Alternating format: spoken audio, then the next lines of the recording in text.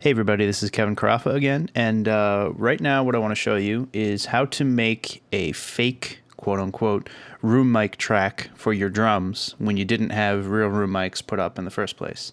A lot of times you might not be able to put up room mics, you might not have enough channels, might not have enough mics, maybe the room sucked, who knows what the reason was, but let's just say you don't have any room mics.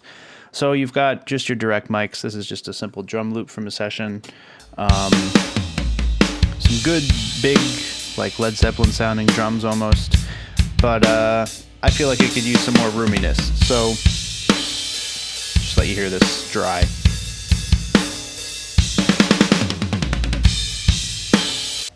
So basically, I've got no room mic, so I want to beef it up. I want to have more ambience in there. So let's think about what is the goal here. The goal would be to create something that sounds like it's a room mic, right? So typically that would be placed, in front of the drum set, away from the drum set, something like that. So it would incorporate a lot of the ambience of the kit, but not the direct sounds of the kit.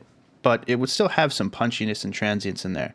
So basically where I like to start is I like to listen to my overheads with nothing on them. I'm going to take off all of these plugins. So here's my overheads.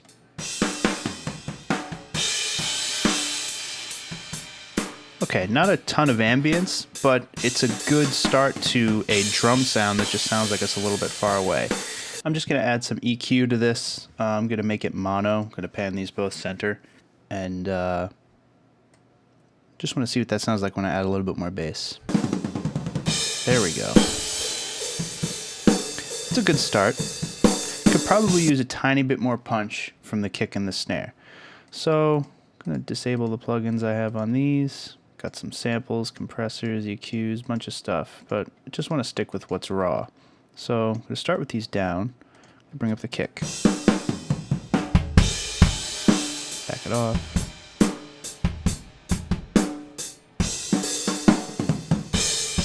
Again, the goal is to get it to sound like almost if you were standing right in front of it.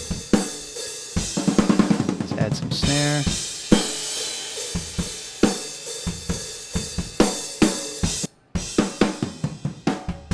Maybe let's do the same thing with the toms. Take off my plugins on those.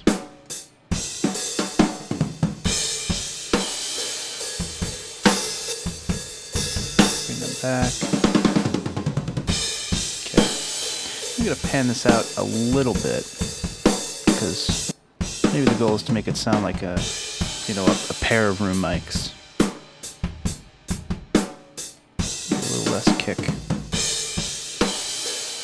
I want to pan these in a little bit because you wouldn't get that kind of stereo separation on the cymbals if you were using a pair of room mics. So I think that's a good start. To me, that sounds like drums in a really small room, but a room mic back from the kit. Okay, so now what you want to do is you basically just want to take whatever part you want to add a room mic to and bounce it like that. Make sure you don't have any compressors or any limiters or anything like that on your master fader.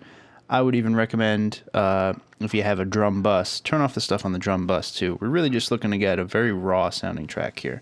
So I'm going to go ahead and bounce this. Make sure you bounce it at the same bit depth and everything that your session is at. There's no reason to go down with this. So let's bounce it. Just going to pick a folder here. I'll call it Fake Room. Going to bounce this mix down.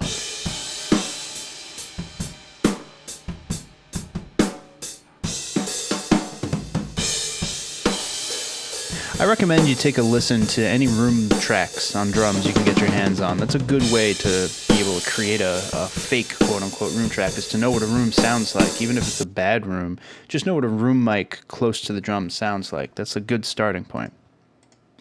Alright, so now I'm going to bring my original mix back together. Okay, so now I've got my mix back to basically where it was. A nice dry sounding thing. So I just created that room, fake room file. So I want to create a new stereo audio track. Put that right here. Then I want to take that file and drag it on in. And since it was just this whole thing, this will line up nice. So now I've got this fake room. Might as well call it fake room. So together with this might sound a little weird, but let's see what it gives us. Doesn't really seem to be adding much because a lot of those elements are already there, so it's just boosting some weird stuff. So I want to pick a reverb to put on it. This is really the crucial thing. Waves makes a reverb called True Verb. I think it's a great natural room sounding reverb. In fact, the default that comes up, not even a preset, just this default, can sound pretty convincing. So let's hear that.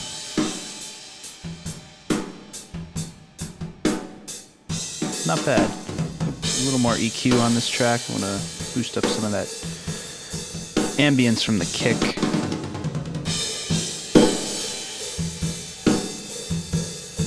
And maybe a little shimmer.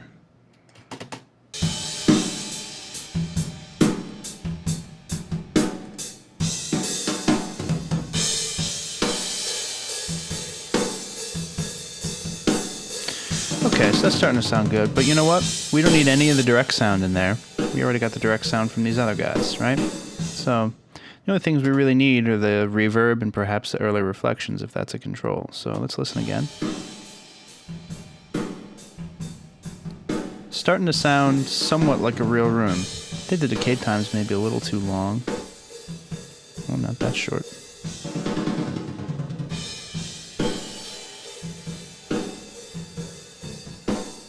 Again, this is where it starts to get kind of subjective, and you can do things to your tastes or use the reverbs that you like to use. That's not bad. Let's see how that sounds with everything. First, I want to send this to my drum bus, so we're all it's all going to the same spot. So that's bus 1, 2 for me.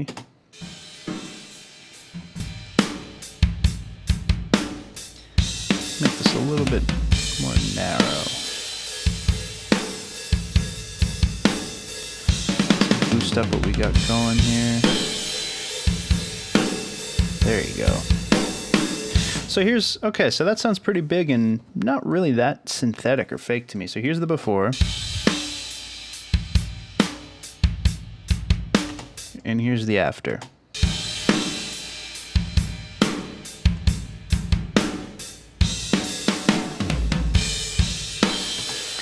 Not that bad. It might have a little bit of a preset reverb type sound to it, but it's a lot better than you would get than perhaps sending all of your already processed drums to a reverb, right? So this is a good way to get a pseudo room track out of stuff you already have. So again, the basic principle is it's basically 2 steps. You want to create a track that consists of the most ambient of the material you have. So it'll primarily be overheads, but overheads probably with either a little bit less high end or a little bit more low end.